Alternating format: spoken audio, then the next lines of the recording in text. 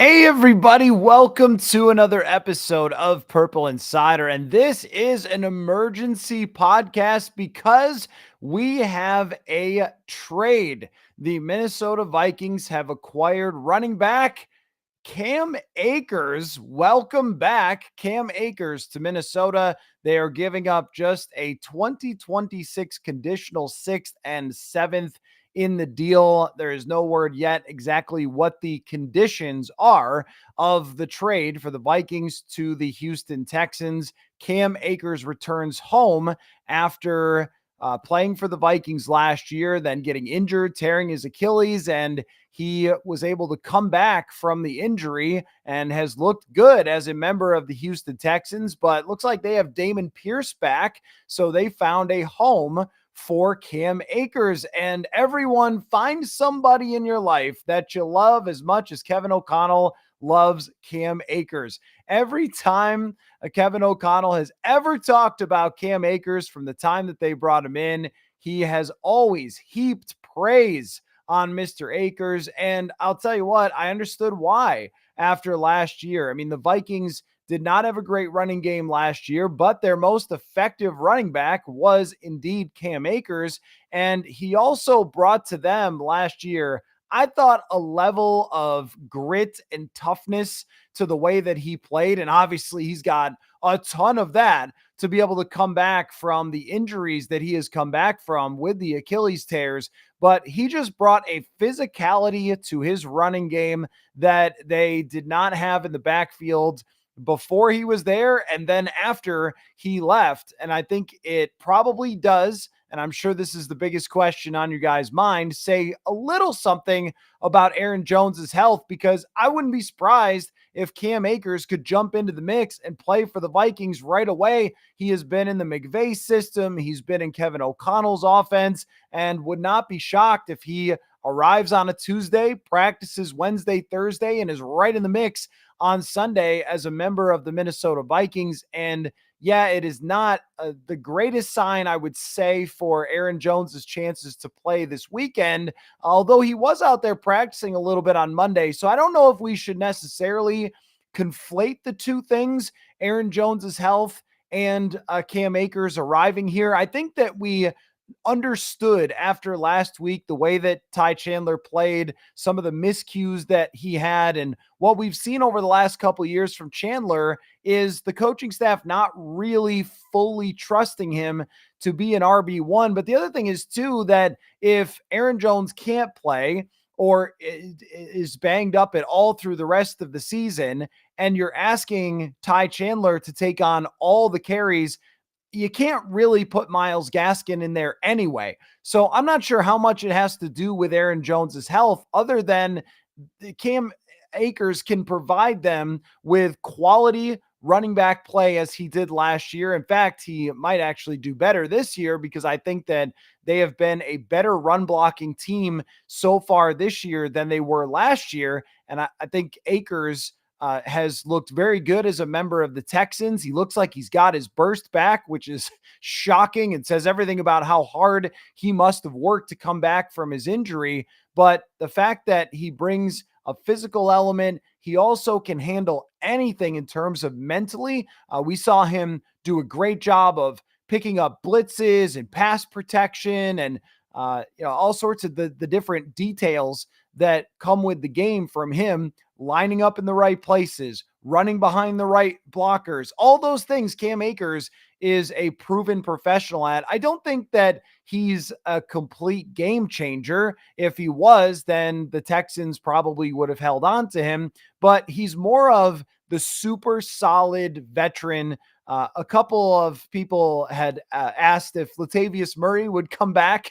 And I think Latavius Murray's probably done playing, but this is the closest thing. This is kind of like a Latavius Murray type of pickup, where you get a high IQ, very experienced football player who brings some toughness, who brings the ability to block if he's asked to do it. He can grind for extra yards, and they're not acquiring Cam Akers for him to be RB1. It's not like, hey, get here Cam Akers and just be the guy that's going to get every carry. I think this is much more someone that they can trust in the absence of Aaron Jones. That doesn't mean Jones is out this week. We're going to find out on Wednesday really more about his status, but I think it's just that if Aaron Jones were to miss games in the future, that they would have a running back duo that they could use rather than saying, hey, Ty Chandler, do everything.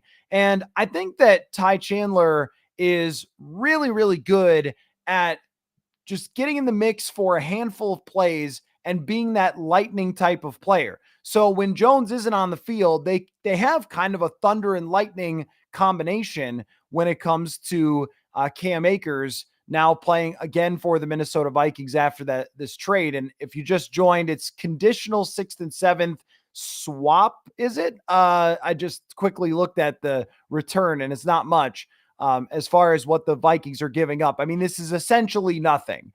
They essentially just got Cam Akers for nothing when it comes to conditional 6th, 7th from 2026. And the Vikings have done a good job over the last couple years of using those late round picks to turn them into real players or moving up in the draft and things like that. So this is another addition for what they needed. And I don't think this tells us quite that they're going all in on this season, as if, we've had that conversation about, whether they would trade the first or not. We could certainly dive into that in this emergency podcast. Happy to take questions, comments, reactions, and your thoughts on the Vikings trading for Cam Akers. But for me, this was a major, major issue that the Vikings had to address. And I think that after we saw what it looked like when Aaron Jones went out, how they could really only use one running back, how that one running back, Ty Chandler, has his limitations, that Chandler is not able, I think, to handle, the 60 plays that he's got to go out there and play. And Myles Gaskin is just so much more of a special teams type guy, kind of a roster filler type player who's been around and he's a veteran, but you can't really expect Myles Gaskin to run the football for you consistently like you could with Cam Akers. And last year when Akers was here, he offered a boost to a running game that had been pretty pathetic before he got hurt. And the play in my mind that stands out to describe Cam Akers, though, and the reason I'm sure that so many people like Cam Akers, is when Josh Dobbs was scrambling. Maybe you guys remember this. In the Atlanta game, Josh Dobbs was scrambling, and there was a defensive tackle that was chasing him down, and Cam Akers stopped and put his shoulder into that defensive tackle and knocked him down flat. And you just don't see that type of reckless abandon, physical play from a running back all that often, but that's kind of what Cam Akers brings to this. The short yardage also might be improved here with being able to use Akers. I don't know how much they've wanted to run Aaron Jones into a pile of dudes on a 3rd and 1 or a 4th and 1. We've seen them throw twice as much as they've run in short yardage, but Akers brings that extra drive and that extra strength to his game that they might be able to put him in and be able to do that. So now they kind of have a little bit of a 3-headed monster here. And I was concerned about Aaron Jones's workload after Green Bay. In Green Bay, Jones played, I believe it was 56 snaps, and he was on pace to carry the ball almost 300 times. That is just not tenable, and it proved itself the very next week when he got banged up. And when they asked Ty Chandler to come in the game and be the full-time running back, he certainly had some bad breaks on a couple of plays against the New York Jets where there was a procedural type of penalty that had nothing to do with the play, and Chandler should have gotten a lot more yards there. There was another run to the outside where it was a block in the back, and Chandler, again, did not really even benefit from the penalty. So he got a lot of yards taken away where he would have averaged like 7 yards a carry. But on a play-to-play, down-to-down basis, they only asked Ty Chandler to pass block 4 times in that game, and he allowed a pressure. They also, I thought, had to limit some of the different things that they could do alignment-wise with Chandler. So now with Akers, it gives them somebody who will quickly be able to handle the playbook. it was so impressive last year when Akers showed up, played pretty much right away, got the playbook. I mean, I think this is a high IQ type of player with a lot of drive and a lot of toughness. And I think some of you had asked about whether he was an option. I thought that the Texans would have not wanted to give him away, but the way that Damon Pierce played last week and Joe Mixon, of course, is back, that they felt like it would make a lot of sense to move on from Akers and send him to Minnesota. So a lot of you are asking what happened with Akers earlier this year, that they could have had him before the season. And maybe I don't know on this. So Kevin O'Connell was asked a couple of weeks ago what happened with Akers because he was at the facility working out. I saw him there working out one day. And then there was a report, and on the transaction wire, he was listed as signing with the Vikings. In fact, if you guys remember, it's actually kind of funny. If you go back to preseason, I was doing, before training camp, position by position podcasts, and we talked about Akers as if he was on the team. And I guess it was prescient that we did.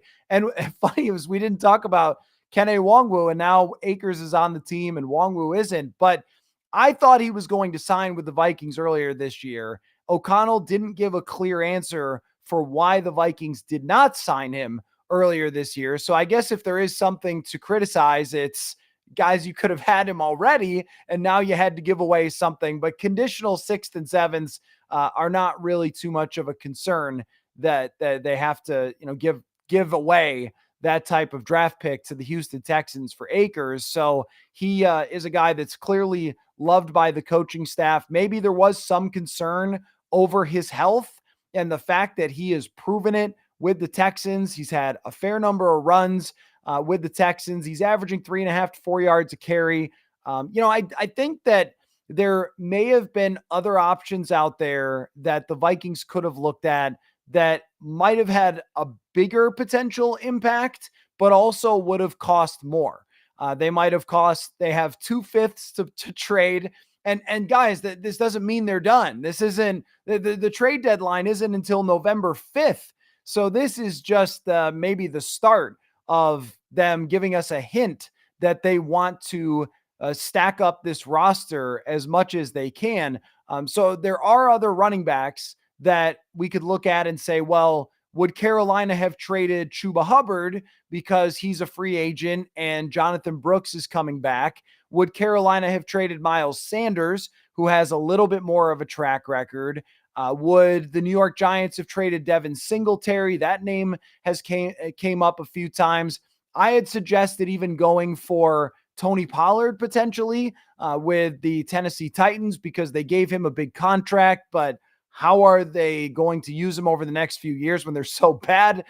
They might be wasting their time there. I haven't read that Pollard is an option, but I thought of it. And there's probably 5 or 6 other running backs that the Vikings could have acquired.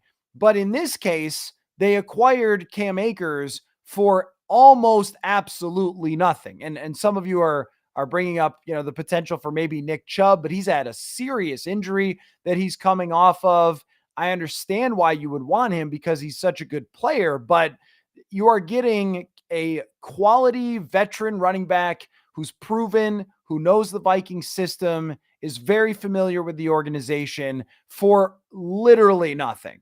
And I think that it doesn't make them a wildly better team. And this is the thing about trades.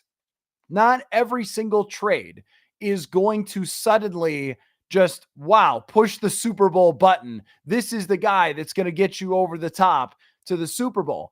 However, as we go through this season, it's probably not the last and only time that Aaron Jones will be banged up.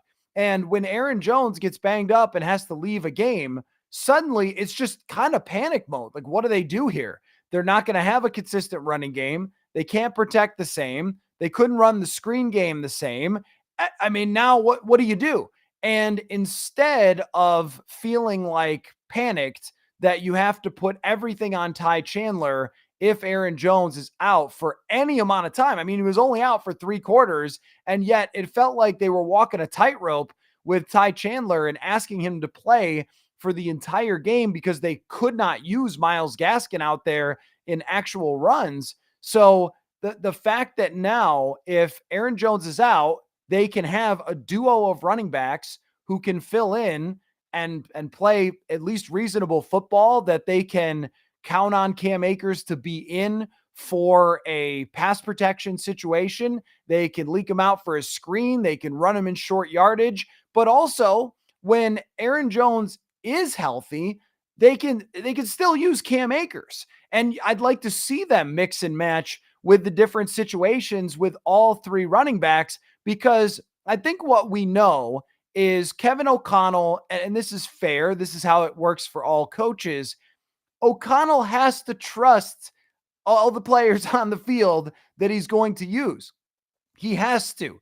He has to trust Cam Akers to be able to call those plays where he is going to have to chip a defensive end or chip a defensive tackle or read a blitz and pick up that guy to make sure that Sam Darnold gets an extra chance to throw the ball. I'm reminded of just several instances where Aaron Jones was so valuable in the chipping or in the pass protection game.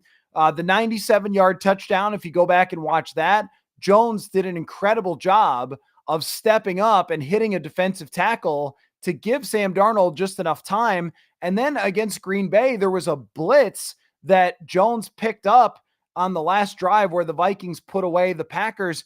They just can't trust Ty Chandler to do those same things. Now they have a player in Cam Akers that they do trust. So there's lots of different other players that they could have potentially gone after, that they could have tried to trade for a Chuba Hubbard, tried to trade for a Tony Pollard, but those would have cost a lot more. So now the fact that they still, and look, I say empty the cupboard when it comes to the draft capital. We've already gone this far. You're down to a first and 2/5, and now even a conditional next year late round pick has been moved. So the fact that they've already done so much with moving players and moving capital to build the team that they have, they moved draft picks to get TJ Hawkinson in here and give him an extension. I mean, why not continue to go all in and shore up this roster as much as you can? So I look at this as Cam Akers is not a massive game changer. He is not a total needle mover. Wow, all-star team. They just built the next great NFL football team because they traded a late round conditional pick for Cam Akers. How I do look at it as a lot of the things in the NFL, as far as success goes, are rooted in your weaknesses, right? It's a lot of teams have strengths. A lot of teams have superstar players, but where are your weaknesses? And if you get to think about who the Vikings play, by the way, just in terms of your weaknesses go, the Vikings play in the last couple weeks of the season, the Packers and the Lions.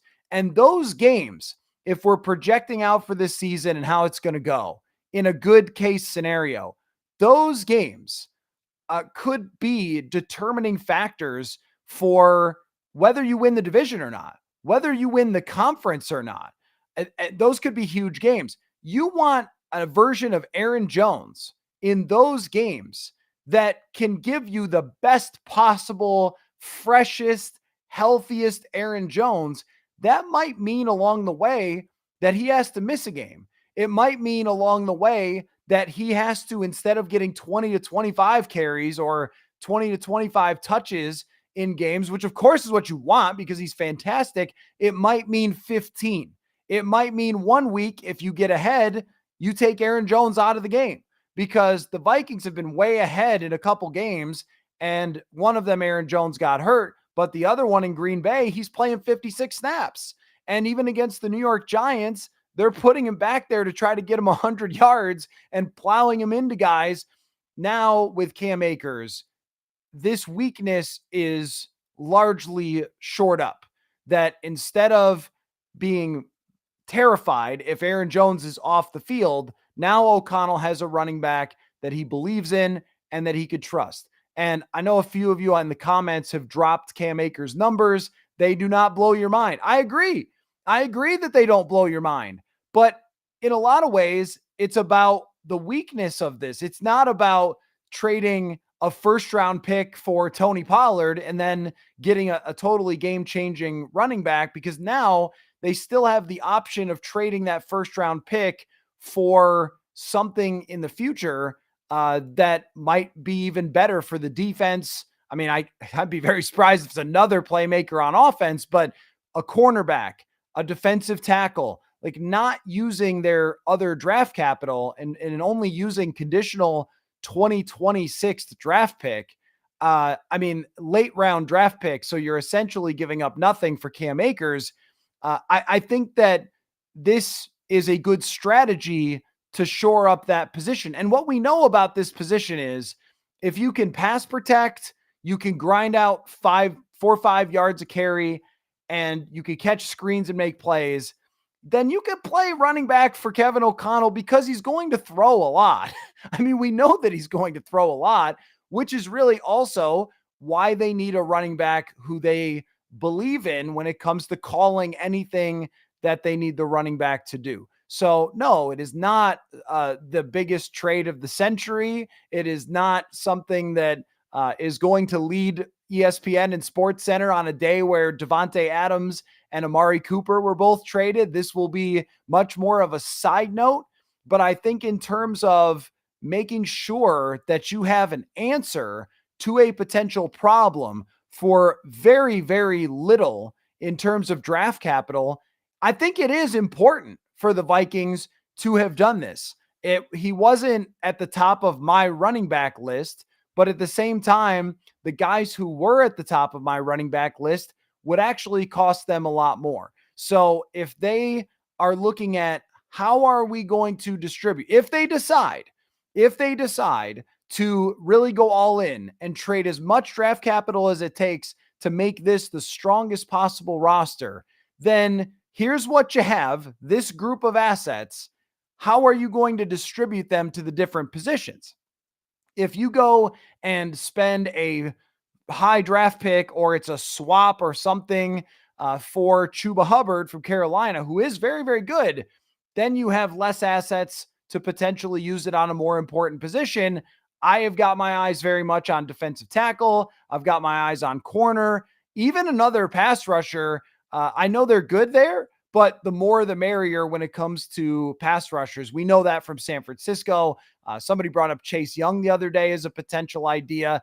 I thought of today, and I'd love your guys' ideas as well as reacting to this Cam Akers trade, but other ideas for trades, because now we know they're doing it. Now we know that they're not just going to chill and sit on their hands and wait around, that several weeks before the trade deadline, they're jumping into the pool here and saying, all right, let's make ourselves better, which I think adds another shade of kind of excitement to this season, because this isn't quite the move that says, hey, this team is all in. Here we go. It's not quite the move, but it's almost like a little bit of a peek around the corner of, okay, they're moving draft capital to try to make this roster better. That means that they've got other positions that they are going to look at as well. I would assume that's what that means, is they've got other positions that they are going to be willing to trade a draft capital for. And the fact that I'll throw one name out there that interests me from a team that's giving a fire sale, and then let me circle back to just the full breakdown of the Cam Akers trade in terms of where I see him fitting and everything else for all of those who are just joining. And welcome, everybody. Emergency pod. It's been a while. It feels like the off season, doesn't it? But instead, Vikings are buyers. How about that, by the way? How refreshing is this? We're entering the trade deadline, and we're not saying, should the Vikings just give away Danielle Hunter or Riley Reef or something? Instead, now we're talking about who are they going to buy? So you got to turn on the Adam Schefter notifications. Who are they going to use this draft capital to buy? But the one name that came up in my mind, because it's kind of a joke. It's kind of a meme of like, should they bring back Thielen? And here they are bringing back Cam Akers because they're familiar with him. But I thought of Dalvin Tomlinson potentially for the Vikings. Now, he is not a pass rushing defensive tackle exactly, but what we do know about him, and the Browns are clearly selling right now. What I was thinking about him as someone that you wouldn't have to give up a first round pick for, and maybe it is the 2/5 or something like that. Tomlinson was a very good Viking. He was especially good at creating space for pass rushers, so moving bodies. And he's not that expensive. The Vikings did very much want to keep Dalvin Tomlinson. And I think Jonathan Bullard's done a very good job for what they've asked him to do. But if you replace Jonathan Bullard's role with Dalvin Tomlinson, who is a top notch type of player at that position, I think that defensive line would be as nasty as it gets. Tillery's done a good job. Phillips is having a great year. And I also don't think that it takes the highest amount of draft capital. And then they could still look into maybe a potentially a JC Horn type of deal, trade a first, extend the guy. Like the ball gets rolling, and this could be pretty exciting over the next couple of weeks because there are tons of ideas. And I wrote them today over at the newsletter, purpleinsider.com. Go check that out. So let me circle back. The Cam Akers deal is not costing the Vikings essentially anything. Late round 2026, just a conditional pick that you're not going to worry about too much. So what I'm thinking about with Akers is where he fits in the mix here with the Vikings as they bring him back after last year. Akers brings, I think, a intelligence, a toughness, a work ethic, a reliability to the backfield that they really didn't have. And it is about trust for Ty Chandler, but it's also about the play style. So what Aaron Jones brings to the Vikings is everything. Aaron Jones is a tough runner, but he can also be a finesse runner. He is a pass protector. He's great on the screens. Aaron Jones can do just about everything. There are very few running backs over the last 10 years who can do everything, who can line up at wide receiver and run across the middle of the field, catch a touchdown like he did a couple of weeks ago. So when Aaron Jones is out, you can't just say to Ty Chandler, hey, Ty Chandler, just go be Aaron Jones. What's your problem?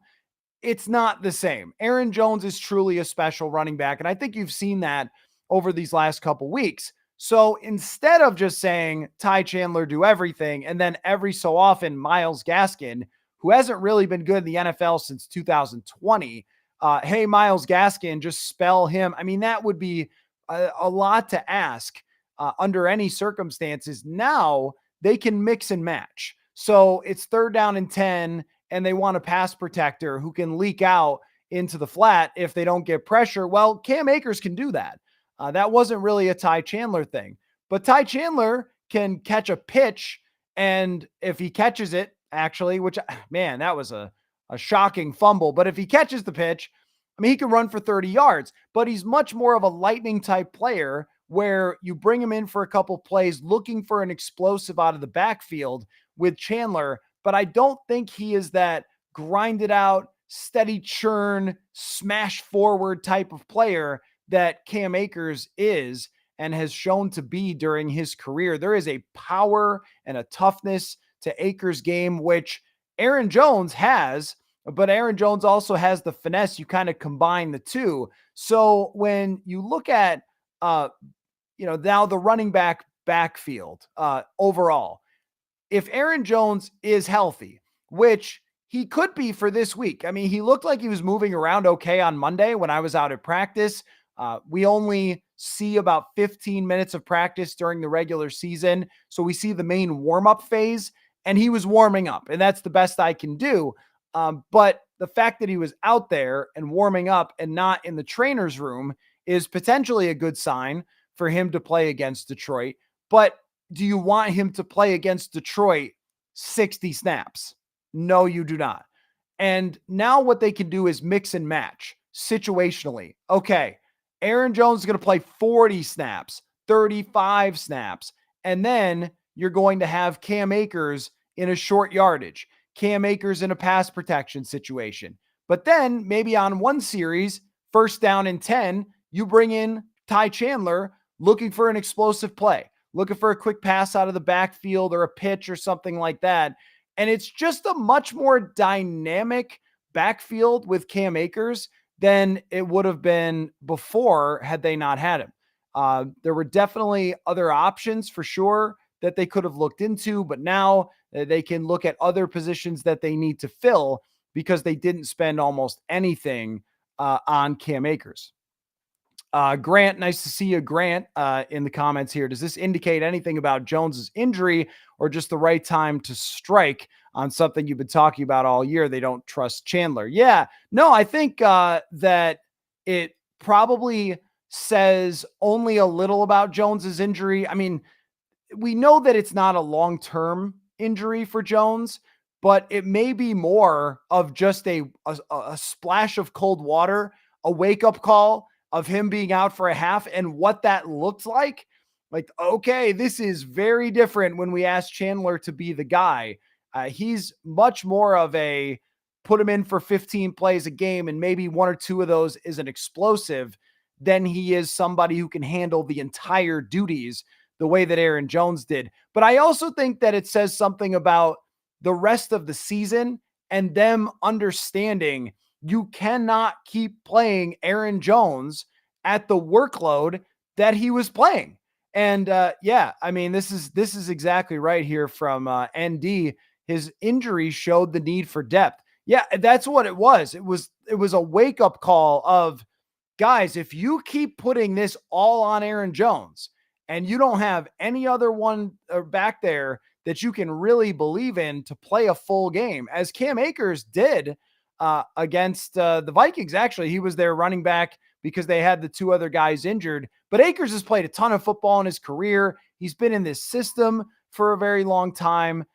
He is not, I think, at this point, so explosive that you could expect huge runs. I think his longest run is maybe 14 yards this year. It's not like he's ripping off 30 or 40-yard runs, but it's much more about just kind of painting over something that is an issue for them and filling that spot rather than trying to go out and get someone who's a star back there. And part of that too is that the Vikings are always and forever going to be a passing offense. They are not going to be, hey, we're going to run 45 times a game, hand off, hand off, hand off.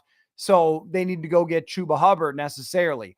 I thought it would have been fun if they went and got another offensive weapon.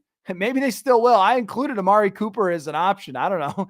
I know he went to Buffalo in a big trade today, but I thought, well, maybe, KOC can never have enough wide receivers and players who can catch and make plays. But the price is just right here when it comes to Cam Akers. So additional thoughts, feelings, reactions. Some of you are underwhelmed by it, but remember, we are weeks away from the trade deadline. And I just think that when you have a player like Akers, who is as respected by the head coach as he is, it really matters. I mean, when Kevin O'Connell says stuff, I believe him. I mean, when he talked about even just JJ McCarthy, for example, in the offseason, and he talked about all the things he liked and all the things that he did well, and then we just saw them play out in front of us. It's kind of gone that way with KOC. So when players at Jalen Nailor, good example, he told us for 2 years, guys, this Jalen Nailor can play. And we were like, okay, I guess we'll see. And then we saw Jalen Nailor can play. So I think the same thing goes for Cam Akers, where Kevin O'Connell believes in him. Kevin O'Connell thinks highly of him and trusts him in any situation that he could put back there. Also, I think the locker room dynamic does matter to this team, and I should bring that up as well, because this is a great locker room. And I know when you're 5-0, you're probably a pretty good locker room. I don't know how many 5-0 locker rooms are completely toxic. Usually everyone's happy, but Kevin O'Connell has created a pretty remarkable locker room and culture. So as they decide who they're going to bring in, one of the reasons to bring in somebody like Cam Akers is that he is going to just take on his role and take a workmanlike attitude, and that he is going to be someone that the other players like. And he's been here and he knows what it's like here. And he's not going to be someone who you bring in the locker room and they're like, why is Aaron Jones getting all the carries? Why am I not getting the carries? And rock the apple cart in any way. Instead, they get someone who knows exactly what their role is going to be. But as far as what it says about Jones's health, I don't think it says a ton, other than we know the history of Aaron Jones is that the guy's banged up at times. And they're going to have to go on numerous road trips here. After this, they're going to have to go to Jacksonville. They're going to have to go to Tennessee. It's a long way to the end of the season. And if Jones is already banged up a little bit now, you want to do everything you can, because last year he ignited the playoffs. Aaron Jones was the best player in the playoffs last year. That's what you're looking for. But you got to have him at 100% when you get there. And Cam Akers allows you to do that without spending a whole heck of a lot. Vince here says, what is your dream trade for the Vikings right now? Well, the dream trade is not the most realistic. I have two. I've brought them up on the show probably enough times where you guys could maybe recite them back to me. But I'll tell you, this is one of them right here. XPOZE says, thoughts on Horn from Carolina. Would that cost? What would that cost? And would it require a new deal for him? That's one of the dream trades for me, is the first round pick for JC Horn. And then they extend JC Horn, because number one, that gives them phenomenal cornerback play at that point, because Shaq Griffin's been good, but now you're talking about JC Horn taking that spot. I would assume that Griffin and Byron Murphy Jr. would still mix in. Stephon Gilmore has been tremendous, but Gilmore, he's up there in age. Maybe you also don't want him to play every single snap either. Gives them a rotation, gives them depth, and it gives them a star for the future. I really like JC Horn. I think he's super talented. And with Brian Flores, if you have him going forward, you can continue to build on what they have defensively. So that's number one. The other one, and I don't know what Tennessee's doing. Some teams are going to trade, some teams are not. I also don't know what the New York Giants are doing. But the other two potential dream trades would be for Dexter Lawrence, which I don't think the Giants are going to do. The guy is a top 5 defensive player in the league. He just annihilates people. Unlikely that they're going to trade him. But if they were, then that would be the dream. And Jeffrey Simmons from the Tennessee Titans would be the other dream trade that the Vikings could potentially make, in my mind. Because in one scenario, if it's JC Horn, you're talking about a young player who could be part of the future for a long time. And those defensive tackles are under contract and they're very expensive. So none of those trades are super likely to happen.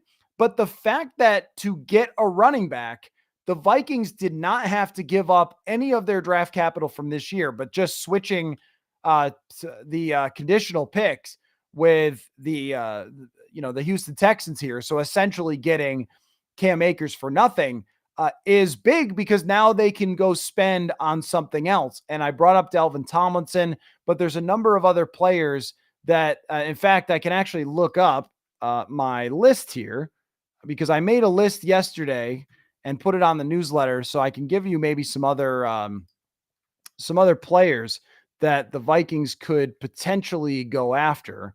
Let me see if I can call that up, because I think that they could look at trading those 5th round picks for something. Maybe even it's like a role playing type of defensive tackle, rather than somebody who's necessarily very costly. So when it came to, the other one that would be interesting is Wyatt Teller. He's banged up right now. The great guard from the Cleveland Browns. If they're having the sale, Denzel Ward is also interesting. Do they want to keep Denzel Ward long-term? Everybody's numbers in Cleveland are bad because they're just completely washed.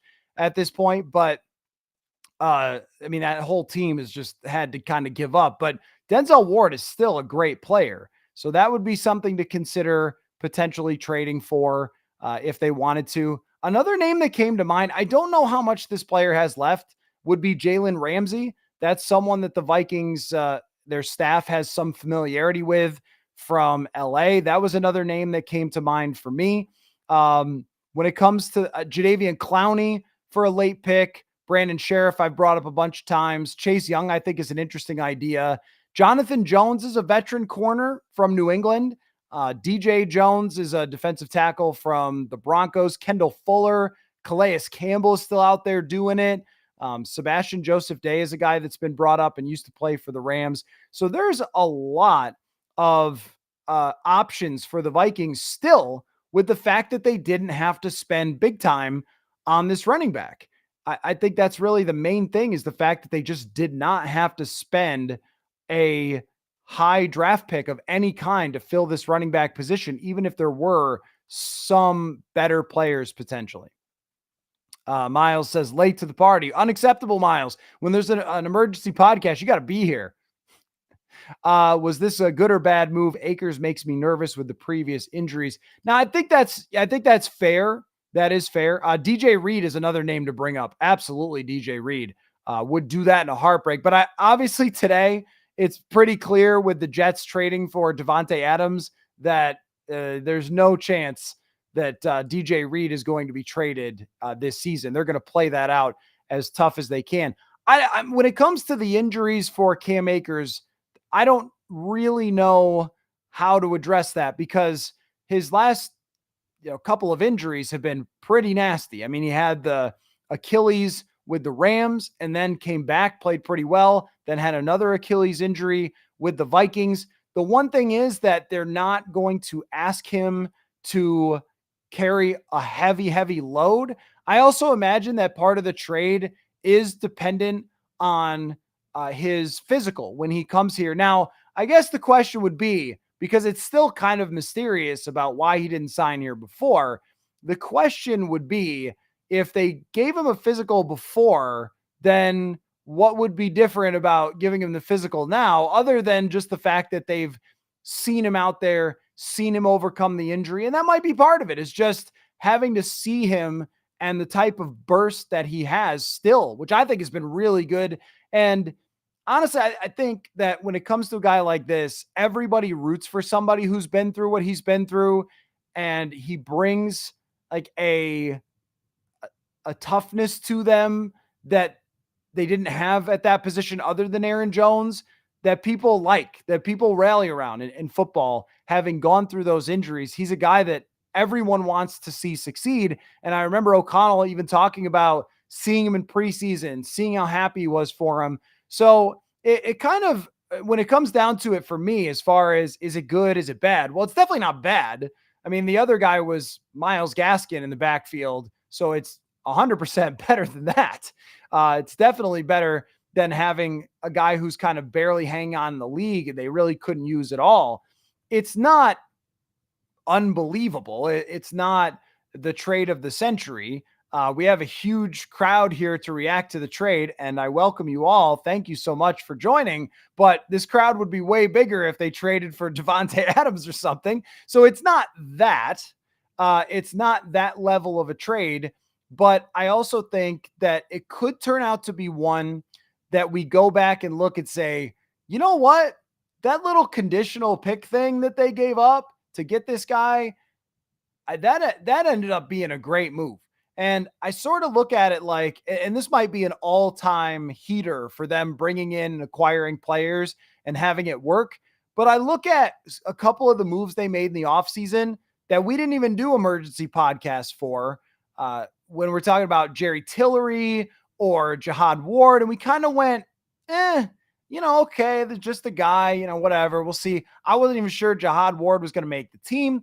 And then these guys have played big roles for them. Because if you're going to be a great team, you really have to have everybody. You have to have every one of those roles and every one of those positions contributing. So you can't have Aaron Jones be out, or Aaron Jones having to take on 7,000 snaps, and then by the end of the season say, oh yeah, we're going to play, the Lions in the playoffs, and we're going to do it with a banged up Aaron Jones. They want to be able to do it. You got to look down the road here. You want to be able to do it to play in the playoffs with a 100% or as close as you can to healthy Aaron Jones. Let's see. Saint Perp 651, underrated trait of Akers is that he can pass protect. Ty Chandler has struggled on occasions. Yeah, I mean, Ty Chandler really has not been able to do it during any point in his career. And you saw he was asked to pass protect just a couple times against the Jets and made a mistake on one of them. You just can't really do it. You can't really trust the guy if he's going to make mistakes and not know where he's supposed to be. The other thing is it's kind of a technical thing as well. Like you have to be able to get low. You have to have fearlessness. And if there's anything that Cam Akers has, it's fearlessness. And maybe even from my own standpoint, maybe there is a little bit of me liking this trade because I like the guy. I mean, not as far as an interview goes. That doesn't make a difference. But I mean, I like what he brings to the table. I like how he plays. I like how he carries himself. I like that you could put him on the field and feel like he is going to be trusted out there. He's going to do what he's supposed to do. And he's also going to pop somebody if he has to. I mean, you just like, there is a toughness to this game that you just added more to your team with bringing in Cam Akers. So again, not the move of the century, but if there was a crack in the foundation of the offense, it was really this running back situation outside of Jones, and they poured some cement in that by getting Cam Akers. Just a Dude says, looking at the potential 2025 free agent class, does it make sense for an all-in trade for a corner or D-line help? Yeah, if there's a D-lineman you like from next year's free agency, let me know. I couldn't really find one that is an upcoming free agent to make the trade. That's why I was bringing up J.C. Horn, because I think the Vikings know that they can trade. Oh, DJ Jones was the guy from Denver, not a game changer, but a good player. And maybe even if they were looking for, somebody like Jadeveon Clowney to be a little more motivated than he probably is in Carolina. When Clowney's been motivated over the years, he's pretty good. I don't know about the culture element of that. He's been very much a rent-a player throughout his career, but maybe you figure if he's in your building. But as far as the all-in rent-a-player type of trade, there's not that many guys that I could find who are going to hit free agency that are that type of player, unless they want T. Higgins, of course. But there is some older guys that, like Calais Campbell, like Jadeveon Clowney, who you always see end up on these championship teams. They kind of latch on at some point. And maybe that's him. Let's see. Bill says perfect running back for the Shanahan-McVay version of the West Coast would be a big rock pounder that could catch out of the backfield. And, that is also something that Akers does pretty well. He really is an all-around back. He's not an explosive 20, 30-yard back. He's more of somebody that's going to be a consistent type of churn where he's going to get you 4 or 5 yards. He's going to run over somebody. He's going to block somebody. And he's going to bring, maybe, I think even the best element possibly would be if he could bring them a little bit of short yardage success. Tang asks if Denzel Ward is tradable. I would think so. And as we talk about like not giving up huge draft capital for the first rounder, I know that McNeil is going to be a free agent, but they're not trading him to the Vikings. So we have to also look when it comes to who would a team actually trade. You can only look at a couple of different teams here that are going to be big sellers. And certainly, the Lions aren't trading you their best player on the defensive line. But as far that's somebody the Vikings could sign next year, but I'm not worried at all about next year. It's really about what they're going to be able to do, when it comes to the rest of this year. Let's see. BAS says out on, I assume you mean Delvin Tomlinson, talked me into the Horn idea. I just don't want to give up first rounder for, not really sure what you meant to say there, but well, the Tomlinson idea would be almost no money. Like that's the thing, or I'm sorry, no free agent or draft capital, no draft capital. I mean, Tomlinson, if they're selling everything, would you give up a 5th-round pick for somebody who would be an improvement on the interior just because they're looking to shed money? I would. Tomlinson's a good player. You're not giving up a ton for him. I would definitely do it in that case. I just think that when it comes to a defensive tackle, they need somebody who can be an impact player for a defensive tackle, more so than they have right now. Harrison Phillips is solid, and Jonathan Bullard has done the best he can. Jerry Tillery has been an improvement, but how can you get someone who will be a difference maker?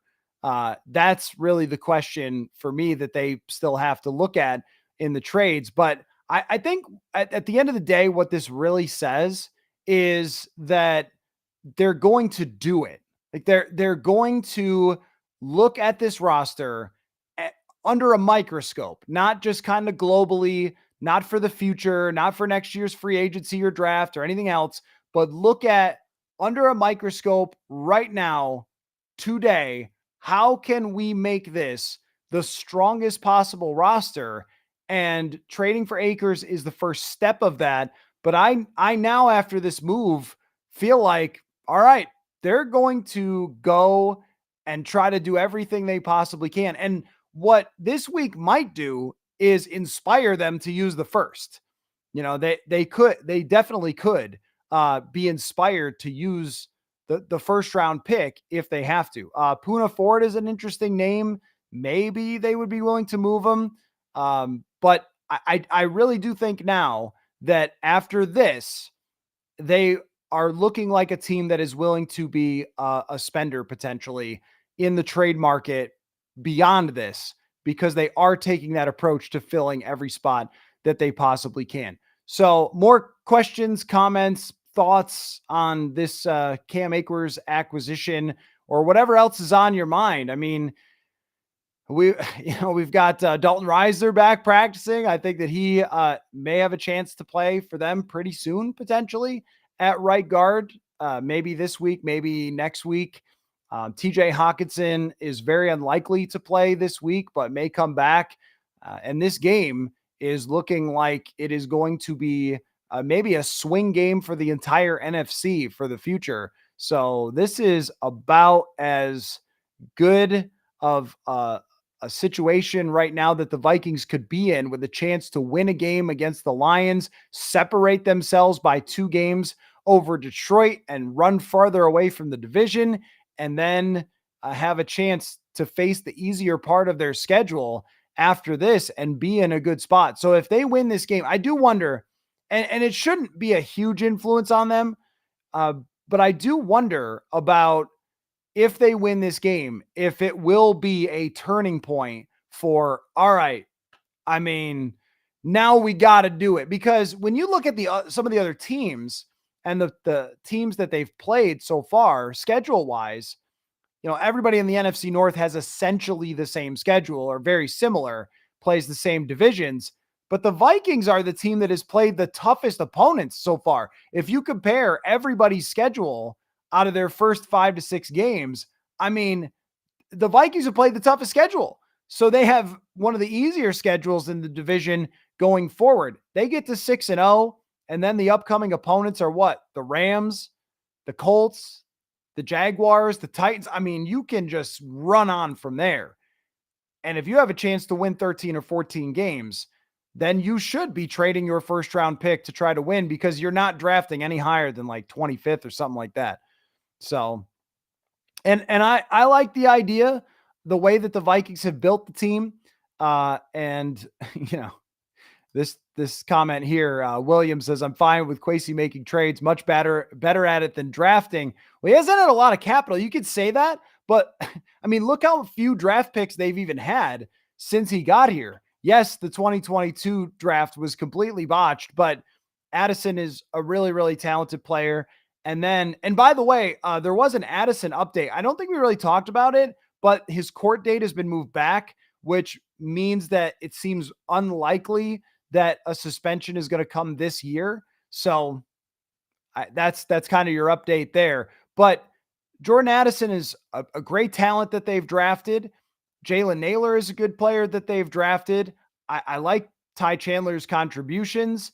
Ivan Pace, the undrafted free agent, but there's no rule that you have to do it a certain way. Everybody loves when a team drafts 15 players in a draft. Oh, they get an A plus. But the Vikings have basically said, why don't we just get guys who have been developed by somebody else and are ready to play?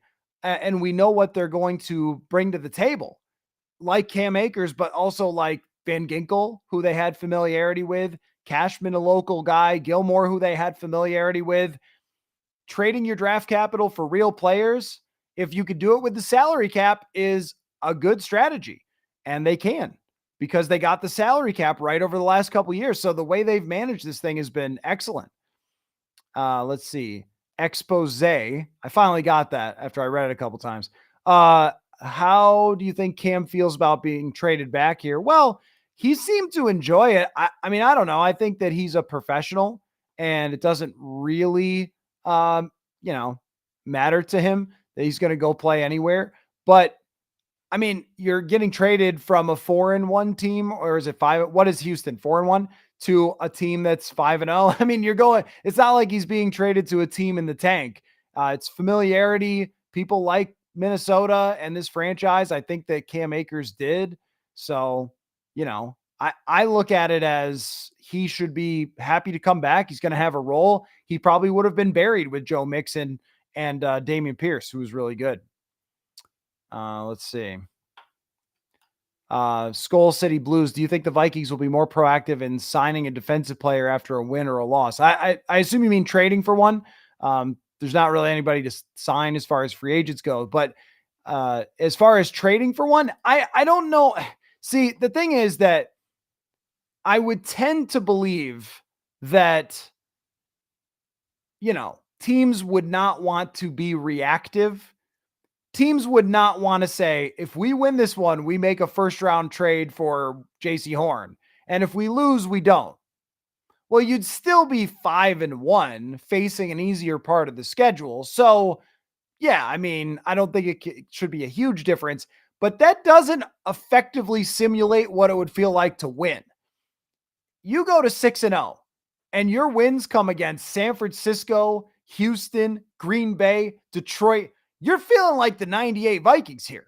Like, you're feeling like this is for real and this could be a championship team. So I think we have to kind of put ourselves in those shoes of this is what it's going to feel like if they win. And I think they will take that first round pick and shop it hard. If not, they might wait another week or wait that other Thursday night game and kind of see where they're at. Let's see. Tim Bobber, are the Lions trying to trade for Max Crosby? Oh, they should be. They should be. They should be trying to trade for everybody. Hassan Reddick, if he wants to play, they should be trying to get everybody. So, guys, we don't have to bring up the 2022 draft. Your team is 5-0 and just traded for another player. We don't have to do that. Let it go. Let it go. What would their record have to be for nobody in a live show to bring up the 2022 draft? Move on. You're the best team in football. It's okay. Get over it. If Lewis Cine was good, Josh Metellus wouldn't be a thing. It's fine. You found another guy to do it. Move on. I shot you 99. Just got here again. Let's 10 minutes earlier, 10 minutes late, guys. I'm just kidding. Why was Akers let go in the first place? A mystery, a Viking mystery, to tell you the truth. I honestly don't know. If Kevin O'Connell had told us, then I would know, but he didn't. So I've never gotten a clear answer from anyone about why. My suspicion is that they put him through a workout and that they wanted to sign him, and then he got maybe a better offer from the Texans. That could have been it. Maybe more guaranteed money. I mean, there was the thought that he may have failed the physical. They could have had concerns about his recovery from the Achilles and how explosive he was going to be, which obviously that would be something you'd be worried about. But once they saw him on the field and once they saw him on tape, it's back to the old Cam Akers. I mean, what a freakish werewolf of a human being to heal from 2 Achilles injuries and go back out there and play. You see Kirk Cousins can't roll out of the pocket, and this guy's like running over people. But that might be it. I'm just guessing because there's never been a real clear answer reported to why they didn't sign him the first time. So if there is any criticism though, one thing I would say is you could have seen this coming and known that you needed another running back. That is just a fact that through training camp, they weren't going to keep Kene Nwangwu. I thought maybe he had earned a job, but then there was an issue there and he failed the physical, and they kept hanging on to Myles Gaskin, who they clearly like and is a proven veteran player. But this was a problem that we were waiting for them to solve and waiting and waiting. And finally, after the Jets game, it was like, okay, you can't wait anymore. Aaron Jones is not just going to play 1,000 snaps this year. Sil the Great, can they trade out Chandler? I wouldn't trade any player who's good at stuff. Just because someone isn't a complete player doesn't mean they can't be a contributing player. Ty Chandler is a contributing player, but he's not a 3-down back. It truly takes 2 people to be able to do one Aaron Jones job. He's that special. And now they have their 2 people in Cam Akers and Chandler. Is that not like if Akers is himself and he's as good as he was with the Texans, which was solid, I mean, this is a great running back room. This is as good of a running back room as you're going to find now, or as solid for 3 running backs to be able to trust them. And at some point, I don't know whether it's this week or not. At some point, Aaron Jones misses a game and you need to have 2 dudes who can fill his role. Now they have it. Let's see. Just the Super Bowl Vike. I believe the Lions' game plan on offense will be to get the ball out quick. How do you think the Vikings defense will defend this? If they do, I believe the Vikings have to do the same on offense. Yeah, I mean, the Lions do a great job of getting the ball out quick. They also do a great job of play action and protection for Jared Goff. It's not going to be easy to just blitz him. This might be a game where instead of sending a lot of blitzers, they try to win a little more with 4. But one thing that Brian Flores is really good at is confusion within the box. So a lot of defenses will show too high. They'll switch to single high after the snap, and that will confuse quarterbacks, or they'll send a blitz from somewhere you don't expect. But what I see from the Vikings defense is you don't even know where the linebackers are going to be, because Josh Metellus, even though all of you go crazy over somebody else's box safety, is one of the best in the league. And he can play linebacker. He can drop back deep in coverage. He makes plays. He's a great tackler. So they use him for all sorts of deception.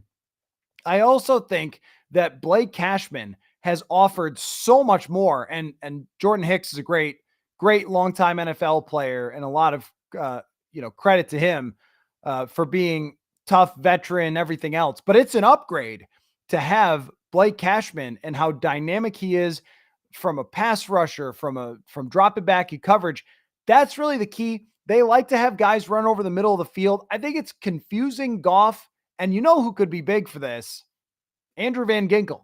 Confusing Goff a little bit and who's dropping and who's staying on those short and underneath routes has really paid big dividends for the Vikings.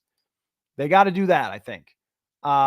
Chieftain, Sammy Darnold, better show us he could play like a veteran or we're screwed. The pressure is on him, so he might be paranoid. Sammy, I want to see you throw for 300 plus and slice through Detroit to believe. Well, with Darnold, I think that so far he has played very much like a veteran quarterback. I mean, for the most part, he's managed the game. He has hit on big throws. He's shown his arm talent. He's shown his leadership. He's come up big in some big situations. But as far as, the pressure on him, I don't know if it's so much the pressure I think that you're referring to, which is the outside pressure. Hey, you're the MVP. You're a big star now. I don't know about that. I think it's probably more the actual pressure in the last couple of games. Green Bay did a great job of it, strip sacked him in a blitz that confused him. And then the New York Jets just got after him pretty well with their front four. So I think it's been actual pressure that has thrown off his timing. He's taken a couple of hits. And there have been a few times where I've thought that Darnold tried a little bit too hard and pushed the ball down the field a little bit more than he needed to, and wasn't quite as sharp. It was also, raining, and the Jets have a good defense. Wasn't like the Bills lit up the Jets last night either. So, and they have the second best quarterback in the league. I mean, I'm not saying that it's not a concern with Sammy. I'm not calling him Sammy. With Sam Darnold, that it's not a concern about his consistency going forward. It is. It is. But I don't think it's because he suddenly has pressure on him because the team is good. Although I can say he's never really been in this position before where he's got a team this good. I think he's overall just looked very confident as their quarterback, save for a little bit against the Packers, a little bit against the Jets. And the bye came at the right time after his worst performance. So now you can go back and assess and kind of have a reset of, all right, what went wrong there? And now how can you improve it? But, he's going to be the biggest question until he's not. He will be the biggest question about the Vikings because everything else is so solid that it's when he has a bad game, we're always going to go, is it going to be 3 bad games? Is he falling off? Because of his history, that's going to be the question over and over. Travis, do you think that the Titans would be willing to move Simmons?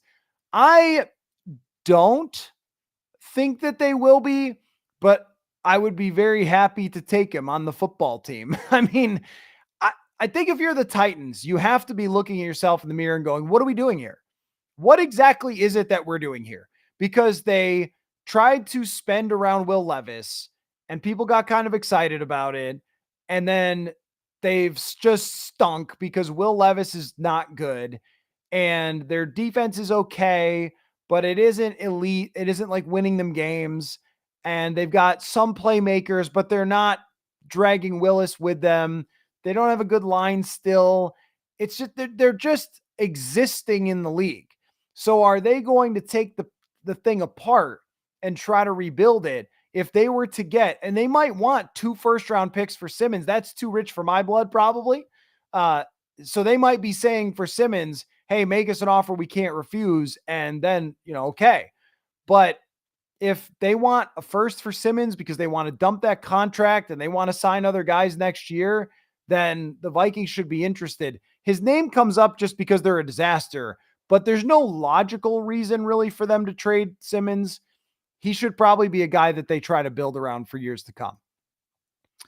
Jake says, nervous about Gibbs and Montgomery are going to run all over our faces on Sunday. Let's hope B-Flow can figure out how to stop their offense. They are not an easy team to stop their run game because their offensive line is so good. And this is by far the biggest test. San Francisco ran for 100 yards with Jordan Mason, and that was the previous biggest running test. The Jets got down 17. The Packers got down. Josh Jacobs ran for like 5 yards carry, but just never really could run the football.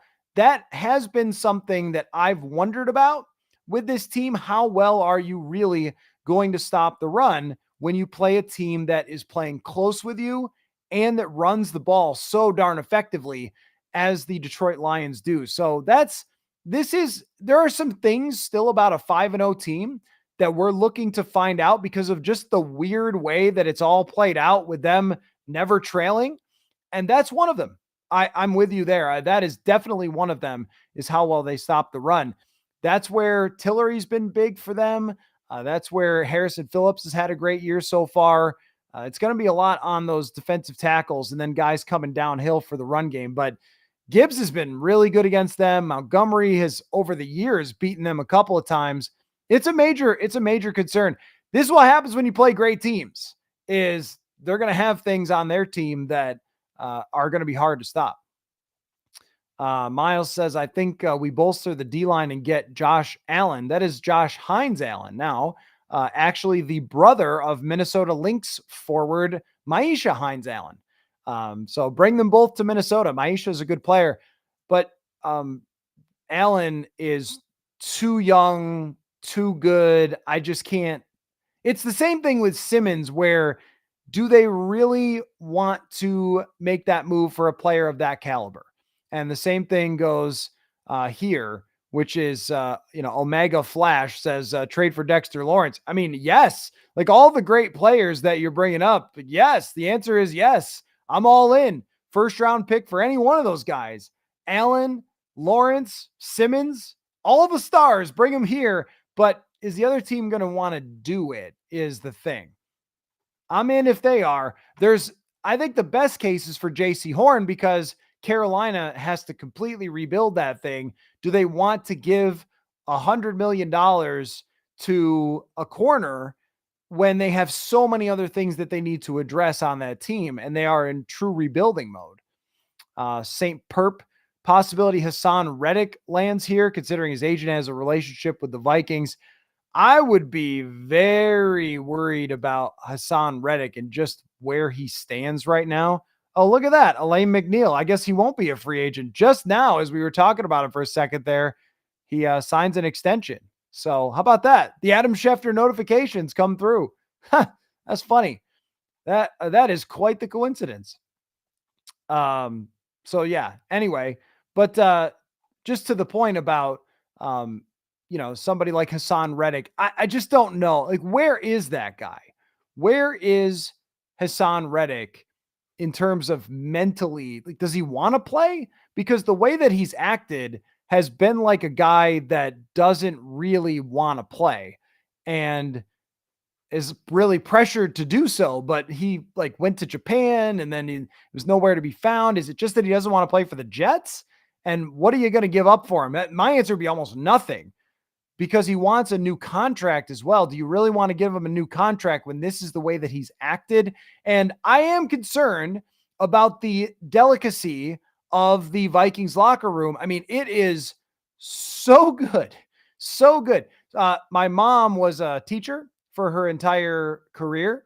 And I think about when you were in classes, and if you had a really good class and everybody got along with the teacher, and then a new kid comes from another school and it disrupts the whole dynamic. I mean, I think about that with a locker room as well. I'm not saying one player is going to destroy the Vikings locker room, but it is something unique that they have built here with the type of players, the buy-in they have to Brian Flores, the way that they operate on a weekly basis with Flores, building the defense together. You just don't, I'm not sure that you want a guy who you're having some questions about it. Is the face faithful? Does anyone also realize Kwesi's the one who signed all the free agents you're cheering for on the team now? Yeah, I know. I think that no matter what, when they win the Super Bowl, there will still be people who say, "Do you remember that Kwesi made the Marcus Davenport signing?" I mean, there's always going to be people, no matter what they do, that never wanted Kwesi adofo-mensah as the GM and never wanted him to succeed and nitpick every single thing that they've done.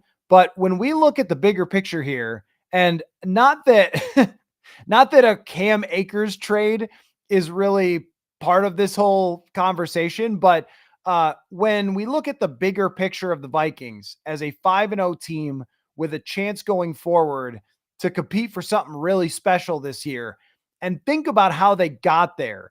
There is, yes, a draft that didn't work out, though, at least they have a receiver who's playing from that draft, but that's pretty much it. And a guard who's likely to get benched. There was a minute there where I thought, well, if Ingram turns the corner and a Caleb Evans is okay, then it's not a bad draft. But, those things haven't happened. But when we look at the bigger picture, like zoom out, also, as some of you have pointed out, you have to include the undrafted free agents, which matter here as well. The fact they have some guys for the future that aren't playing because there's great players in front of them, but McGlothern is interesting, and Gabe Murphy, when he gets healthy, is interesting for this team. And Ivan Pace is a borderline star player for this team that they got. He counts as part of the draft class, in my opinion. But when you look at it, it's really about much more than that, because you can't sign Shaq Griffin, Stephon Gilmore, Van Ginkel. Darnold was an expensive signing compared to some other quarterbacks.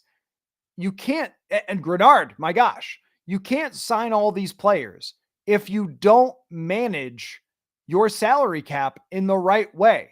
So the way that they did it, and it's not just getting rid of Kirk, it was also moving on from Thielen at the right time, from Cook at the right time, not signing Dalvin Tomlinson to a big deal when he first signed it with Cleveland, and also not giving Danielle Hunter all the money and instead getting two guys instead of Danielle Hunter, Van Ginkel and Grenard, two better than one here in this case. The management of the salary cap, and this is not just Kwesi, it's Rob Brzezinski, their salary cap guy as well, who deserves a ton of credit.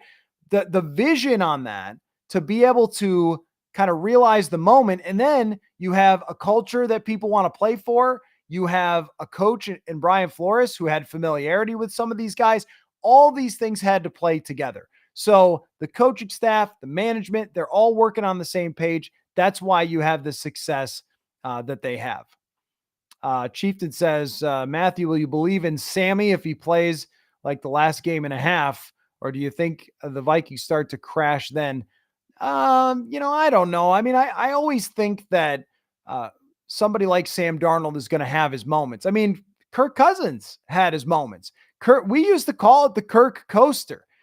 So we used to see at times, even as good of a player as Kirk Cousins was, that there was times where he went up and down throughout his career, and he would have Kirktober, but then November or December would be tough for him. It's hard to be great for an entire season. So I do expect that there will be times where he is disappointing. And he has bad games and he has bad moments. But the fact that he could have a bad game against the Jets and they come away with a win, I think tells you about the team. It should also tell you, if you're him, Sam Darnold, about how he should be playing, because you can have a tough game, you can make some mistakes, and yet you can still come out with a win if you don't turn the ball over too much. And he had the bad interception, but if you don't turn the ball over too much, then you could still survive. If you get some first downs and punt the ball away and eat some clock, that's the way that he should play. And I think that maybe there's a lesson to be learned there, but I do expect that there will be a game that they lose that we didn't see coming. And we go, what the heck, is Darnold toast? And I go back to that 2021 Rams season where Stafford had a 3 or 4 game stretch where he was miserable. And, they come out of it and they win. And so I think we need to not overreact when there's a bad stretch of time with Darnold, but he does need to get back to being a little more game managery, for sure. I totally agree with that.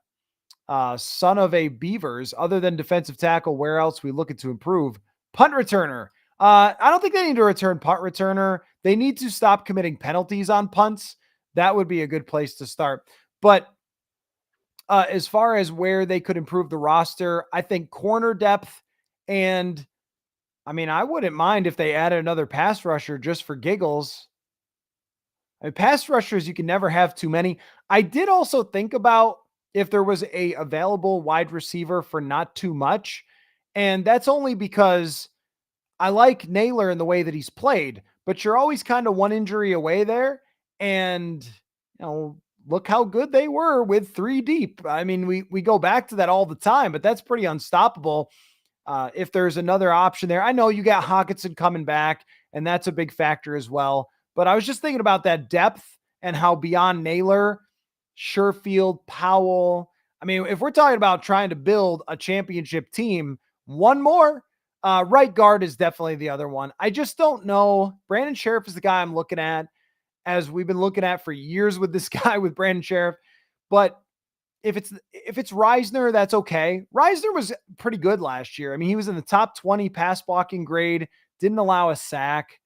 I mean, he should be okay, but I also think that the run blocking is not ideal. I'd rather have Brandon Sheriff, obviously. Omega Flash. All we need right now is D-line or corner. D-line with the blitz scheme is nice. D-line getting pressure without having to blitz is even better. All in for Dexter Lawrence. Yeah, I mean, we're all in for Dexter Lawrence. That's like, Hey, do you want a top 5 player in the league? Yeah. Yeah, I do. That guy is a murderer up there. So I don't know that they're going to be able to get their hands on him. But I do think that if a trade should come about where they put his name out there, they send an email to the GMs. Hey, is anybody interested? Yeah. Yes, very much so. But you're right. If they could get a defensive tackle who could offer just a little bit of juice in there, a little bit more pressure naturally on first downs, then you don't have to drop as many people, or you don't have to do the whole like deception thing all the time, and you could just rush four. And if they could mix that in, that they could just rush four at times, that's even more of a nightmare than what they've already created. Bill says Sam's problem has been gunslinging, not getting into his own head. He's actually really good when going through progressions. He just gets caught with his hand in the cookie jar from time to time. Yeah, there's sometimes with him where he'll just drop back and I'll be like, throw it. And then he kind of looks for something else. And I would like to see him, in fact, a strip sack and a big incompletion that he had both in the last 2 weeks have kind of been that, where the strip sack against the Packers, it was a little out route to Josh Oliver. Just throw it. Just hit Josh Oliver, move on to the next play. There seems to be a lot of, you know what? Maybe there's something else that's better. Maybe Jefferson's actually open in my other read, or maybe I could hit Addison deep when it's okay, dude. Like just get that to the tight end, and Hawkinson should help a lot of that, I think. Ryan, Cam Akers is good for the short pass game, did well with that last year before the injury. I think he's good at everything. I mean, I honestly, other than being a huge explosive run guy, I think that he can do anything that he's asked to do on this team, which is the reason that you trade for him. He can come out of the backfield in the short passing game, catch a swing pass, break a tackle. He could pick up a blitz. That's why I think it was an important trade for them, is to be able to find somebody that can be trusted in those types of situations. That's the word I keep coming back to, is kind of toughness and trust. Toughness and trust. Like that's what he brings you. It's not, hey, this is Derrick Henry, this is the fastest running back in the league or something. It's just toughness and trust. And that's what Kevin O'Connell was looking for here. Joel says a trade for a number 2 or 3 wide receiver makes more sense than a defensive tackle. Tell me I'm wrong. All depends on the player, Joel. If you're talking about trading for T. Higgins, well, that's pretty exciting. Or if they had traded for Amari Cooper today, they didn't have the proper draft capital. But if they had traded for Amari Cooper, then you're talking this offense is going to be an absolute freak show out there with wide receivers. And I always think another receiver is good to add to the mix. Just throw one more on the pile, because they do get banged up. You're trying to draw as much attention away from Jefferson. And I think we have seen it this year affect Jefferson at times with just how much attention there is on him, where Naylor and Addison have not, at times they have, but not consistently proven to defenses, no, you need to pay attention to us too. Hawkinson coming back is kind of like acquiring another number 2 type of wide receiver, because he plays so much at the wide receiver position. Defensive tackle all depends on the guy. I mean, if you're talking about the type of defensive tackle that could be a rotational player or something, okay, that's good, and I'll accept. But if you're talking about a star that they're trading for, a Jeffrey Simmons, a Dexter Lawrence, well, that's different. Like that one is that impact's going to be bigger than a number 3 wide receiver, I think. Let's see. Kinetic, maybe. 615. How do you think Akers is going to perform for fantasy teams post trade? Oh, I'm glad you guys mixed in a fantasy question. Keep an eye out. Oh, the fantasy show with Mike Shope tomorrow should be really good. Keep an eye out for that, because we got a lot to talk about with these trades. I don't think that Akers is a factor really in fantasy, except for if you have Aaron Jones, that you're going to want to consider that Akers and Chandler might mix a little bit more in. So his workload might go down a little from what it was the last couple of games. That's really all. Probably not much other than that. Ryan says, watching back last game, that 8 front makes it hard for quarterbacks to check them, hard to tell who's going to come and backing off. Oh, yeah, that's a Brian Flores. That's a Belichick. Like, they love doing that. Zimmer used to do it on third downs. The Vikings do it on every down, where you bring everybody up and then drop back. Amir says, I actually like your idea of Tomlinson for a 5th. You're kind of the only one, but I'm trying to bang the drum a little bit there. Like, if you don't have to give up a whole heck of a lot, he is a difference making player. He's just not the pass rusher that everybody wants. Let's see. Chris says, KOC implied that Akers chose to go to Houston because he had a better opportunity to see the field. Yeah, I mean, that was really the only explanation. And I buy that was potentially it. I think a lot of people assume that maybe the Vikings didn't look like what they saw because there was a transaction wire like post by the NFL that posted on the transaction wire that he was signing with the Vikings, and then suddenly wasn't. So there was an assumption he's coming off an injury. It's probably because of his the physical that he had to take or something. But I wouldn't be surprised if it was just opportunity related, knowing that he was going to get a chance there. Carl says, Cam Akers seems old, but he's only 25. I know, he's just been through a lot and he's really bounced back. Okay, this is funny. Tang, that's funny. Chad, bring back Chad Beebe for wide receivers depth. Chad Beebe somewhere out there, man. I'd love to have him on the show sometime. That was a guy who talk about beating the odds. Talk about beating the odds for making the NFL. But they do, every team does this. They bring back the guys that they know. That's what they do. And I think with him, it's just important that you know what he can handle mentally.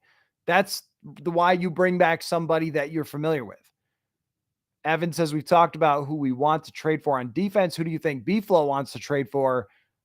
Anybody good, I would guess. I mean, that guy, the thing about Flores is that he can, if players are talented and intelligent, he can put them in spots where they're just going to win. And we've seen that left and right on this defense.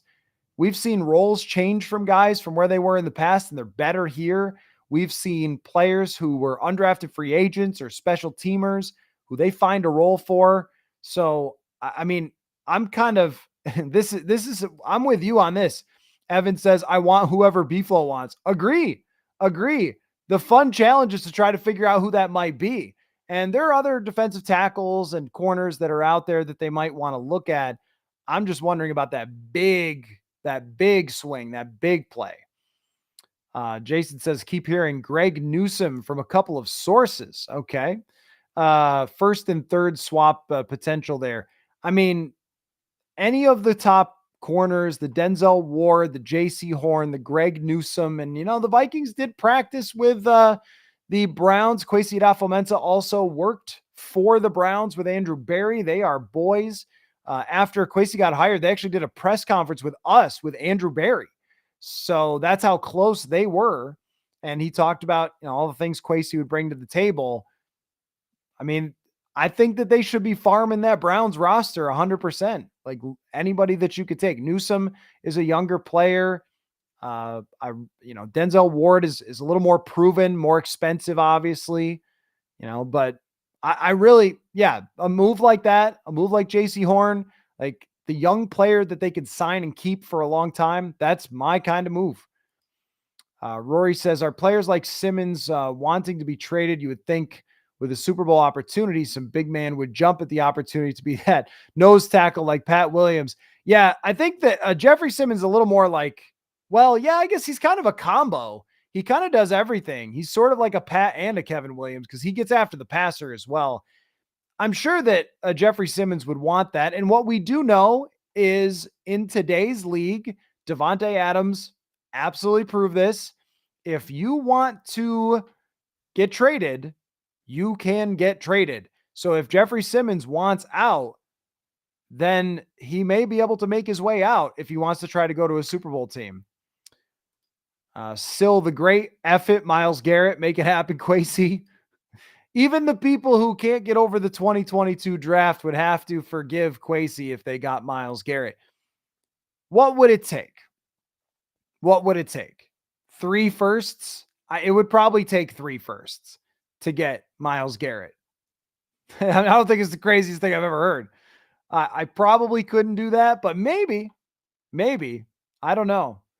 I don't think that they're going to move Myles Garrett. I think what the Cleveland Browns want to do is they probably want to move off salary cap space for this year, get a young quarterback next year, and hope that he succeeds right away because they can still sign some players after moving on from guys that don't want to be there anymore. But they are in a brutal spot.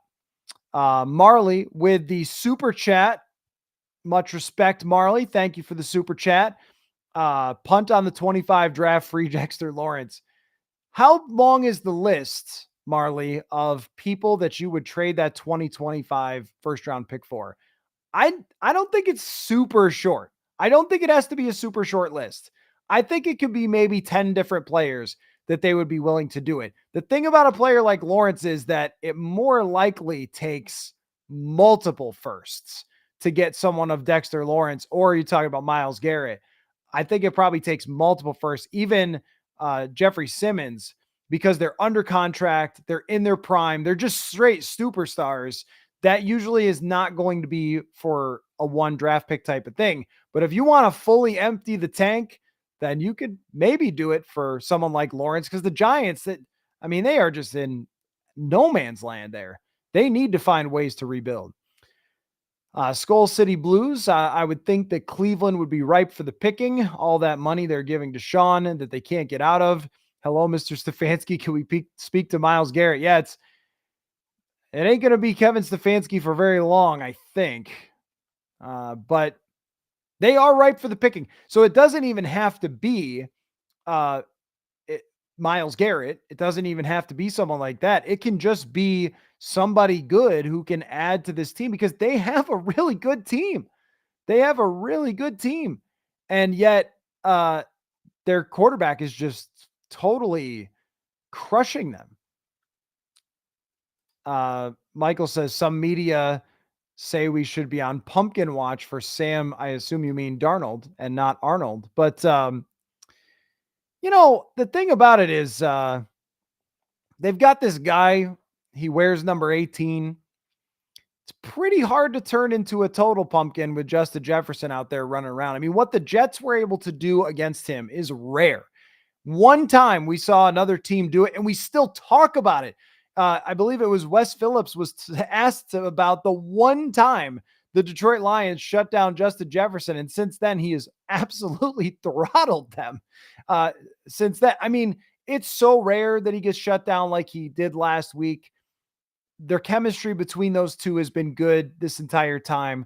I think if we're talking about pumpkin turning into a pumpkin, Sam Darnold, it's really just he was playing like an MVP. And I think we said, I don't know if you should expect him to be an MVP, okay, for the rest of the season, but ups, some downs. What I've really liked from him, though, is there have been a few situations where it's been kind of pressure. Go hit Jalen Naylor for a big gain against San Francisco. Go lead a big drive against the Packers. Go lead a big drive against the Jets. And he's been able to do that. And so I think that there's enough there talent-wise that even if there's a little bit of a roller coaster, that it's not going to collapse with everything that they can give around him and the coach that he has and the offense that he has and the supporting cast. There's just so much there. Let's see, Travis, any interest in bringing Thielen back? We are officially a live stream once someone has asked if the Vikings will bring Thielen back. So welcome everybody. It wouldn't be a Q&A if we didn't get that question. I'm just kidding with you, Travis. He's got a pretty serious hamstring injury, I believe. I don't know that he's going to be even healthy by the time that they're making moves to get him. He's pretty old. I just don't see like that's, I don't see that's something that they're going to be able to do. But I mean, I'm not laughing it off though, because they just got Cam Akers back. I just don't think that that's something that they're really going to look at. If they were trying to add another receiver, it might be more speed than it would be someone like Thielen. Digit says Lions may well expose a run defense weakness. We'll see.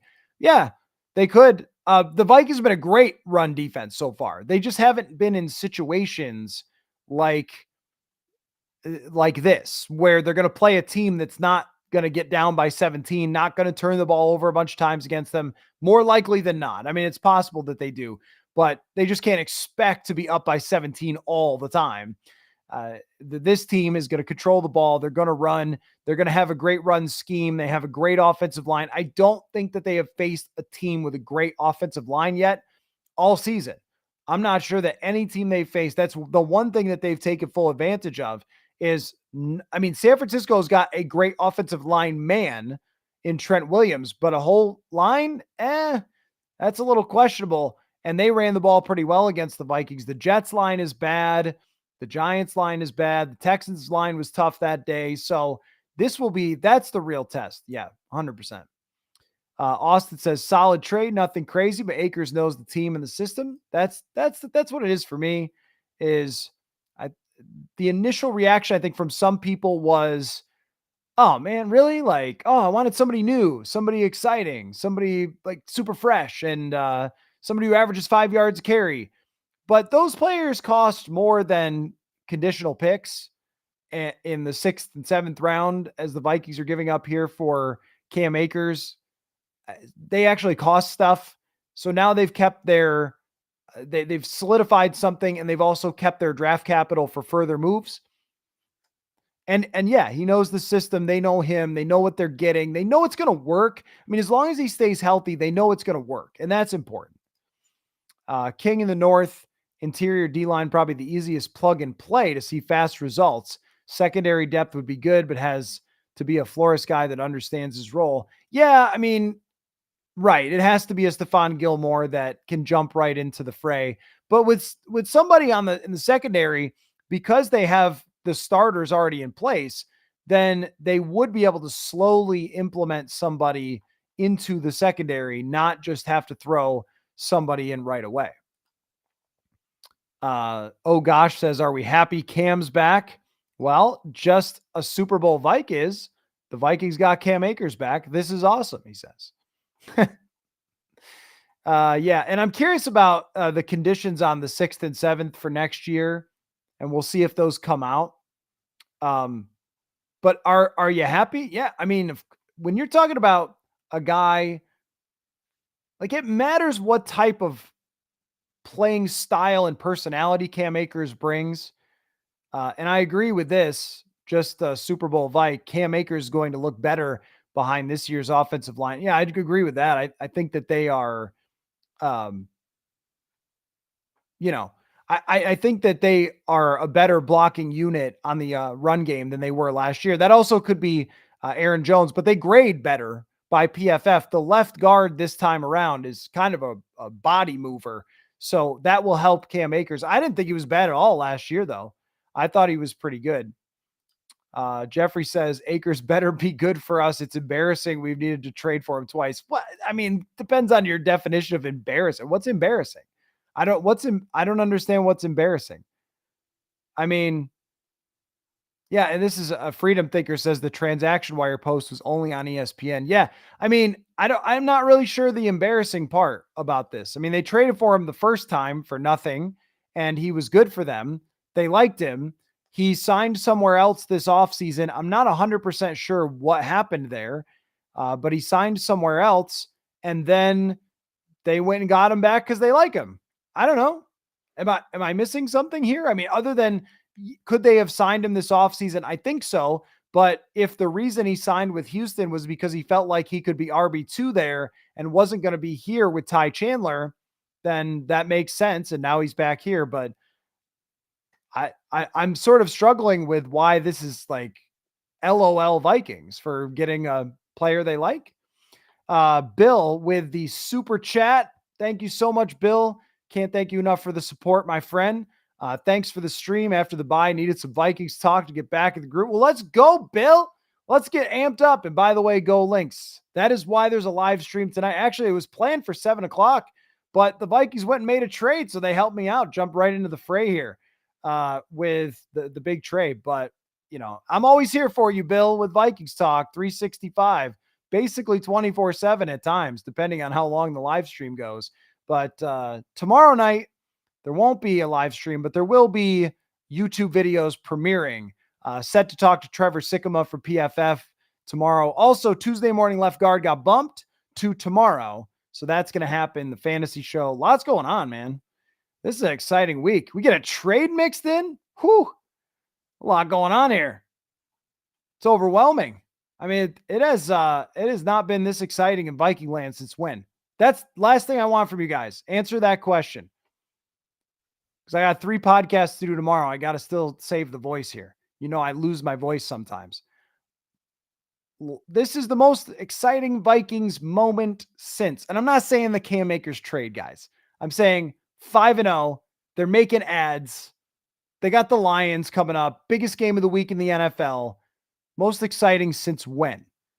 And after I get to those in the questions, then we'll call it a day. But I'm very curious about your answers on that. Let's see. Tang says the Vikings should trade a first for Denzel Ward.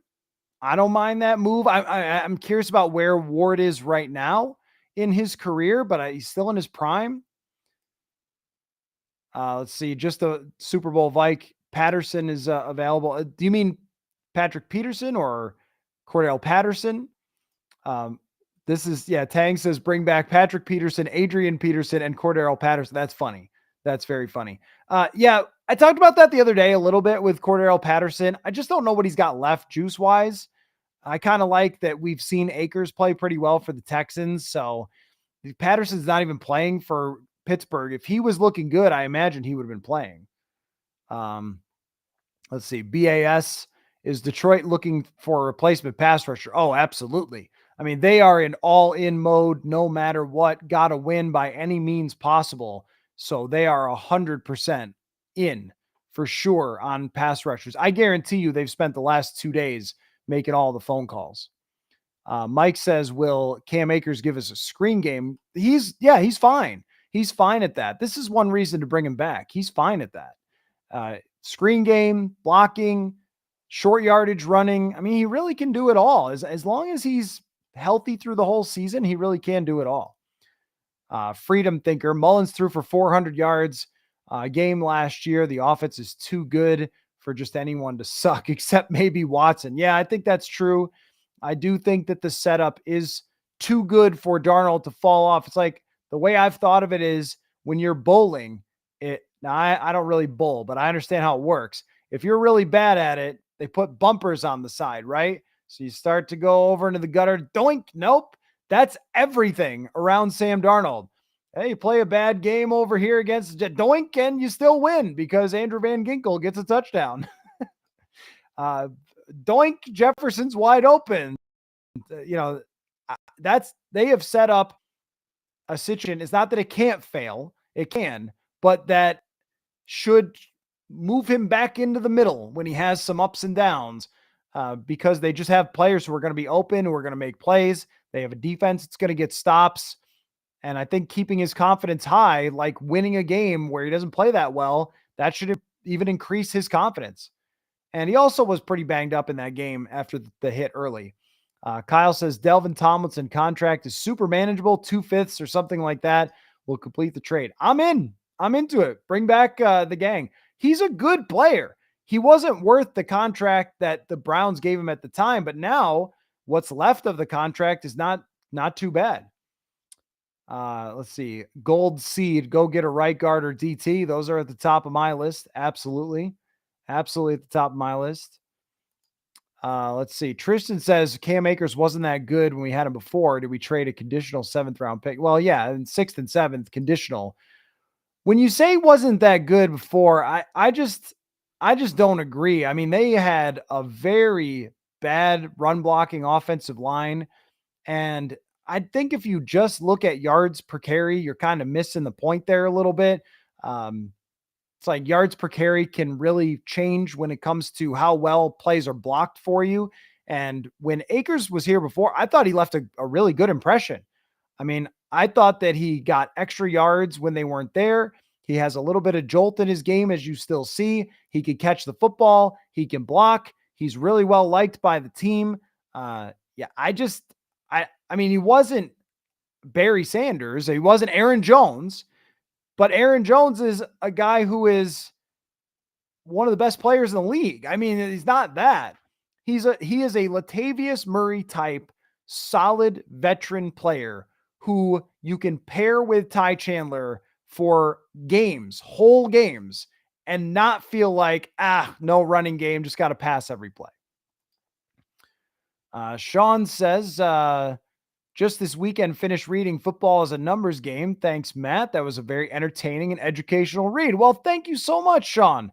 Over my left shoulder here is the book, Football as a Numbers Game, my book. It has been out for, I think, about a year now, which is really cool. So thank you so much for buying that and for dropping in to let me know. Really appreciate it, man. Let's see.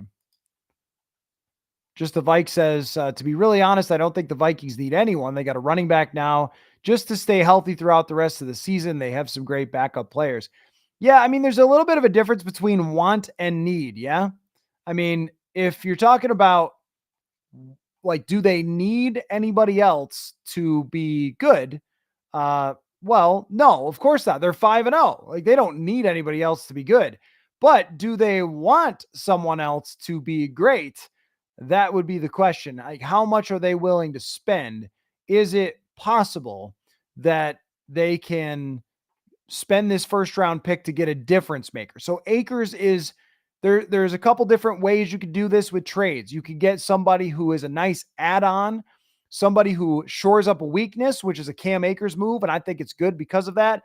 And then there's a difference maker, game changer. That's the Simmons, the Denzel Ward, that's the game changer. And if you add a game changer to a 5-0 roster that's already played the toughest part of its schedule, I mean, you're going for the Super Bowl. That's what you're trying to go for here.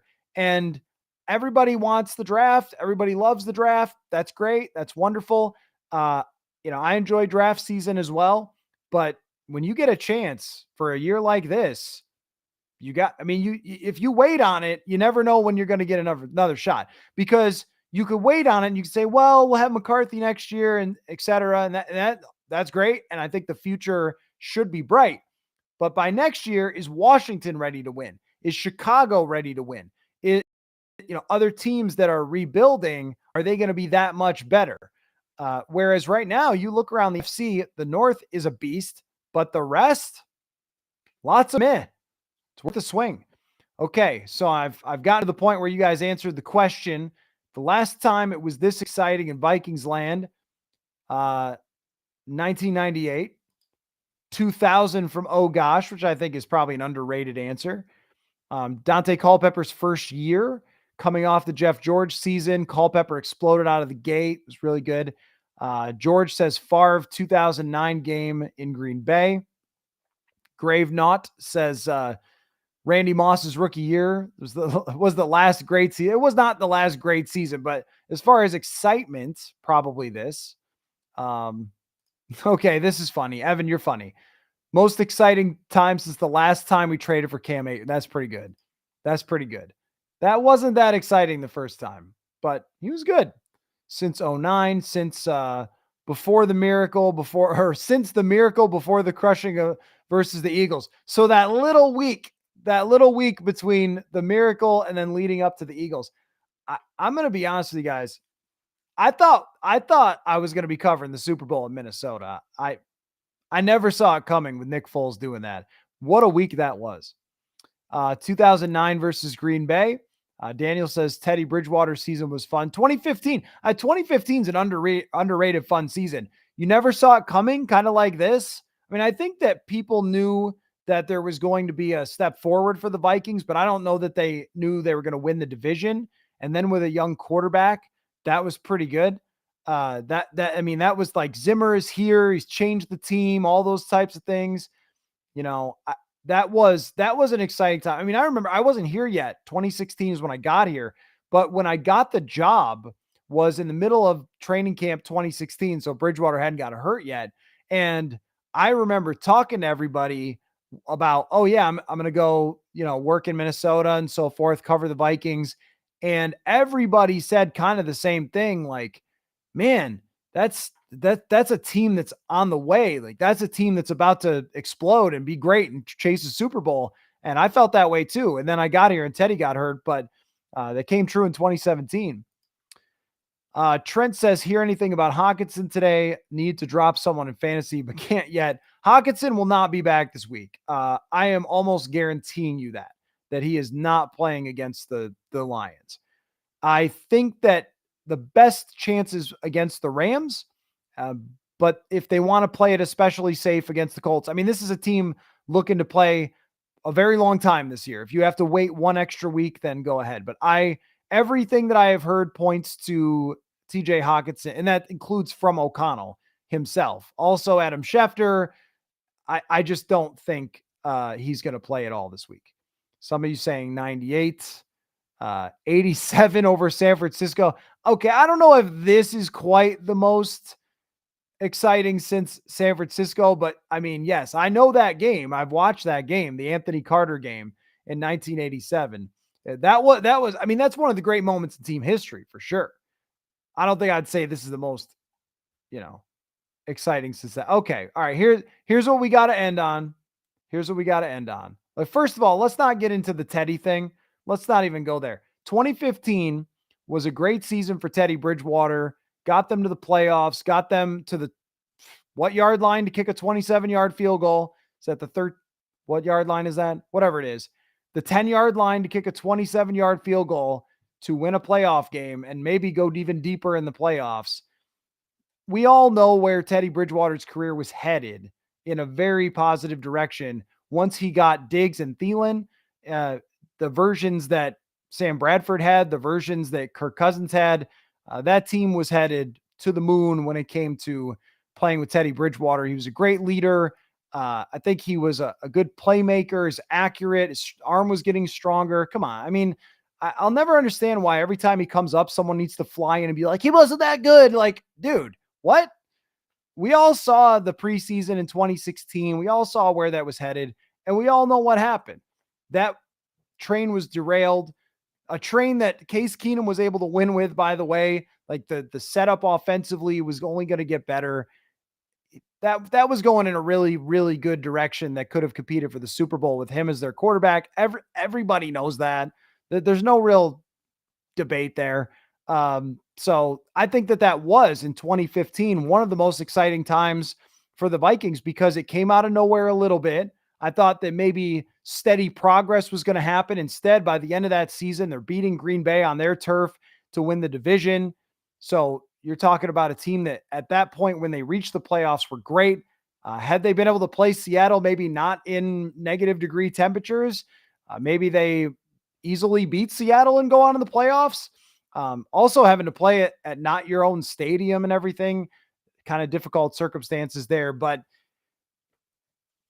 that's, I think it's a good nomination. That's my point. With the young quarterback, young defense, Zimmer at the time was like, wow, this guy completely revamped the entire team, which we forget about now that he's giving up 47 points with Dallas and has been run out of town and all that. But I think that's a good nomination because this team is very fresh to everyone.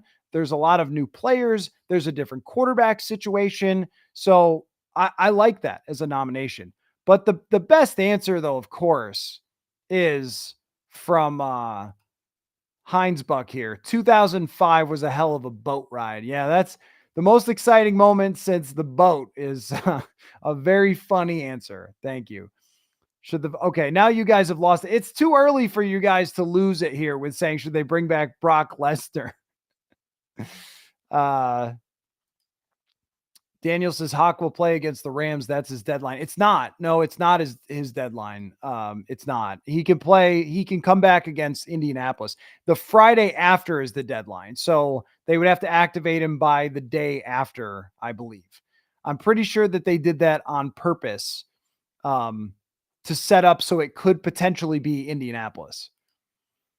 SoCal native, a healthy Teddy in 2017. What could have been? I think about it all the time. Yep. I definitely think about it all the time. First name, last name, 2015 defense was insane. Teddy didn't make a ton of splashy plays, but did enough to win. Yeah, I think with him that team kind of required that. It definitely it required him to play that way because they still had Adrian and they didn't have the receivers. They didn't have much of a line. I don't know the answer right offhand for this. True Lee says, can you name a player where a team traded for you twice? That's how much they love him, man. That's how much they love him. They traded for him twice.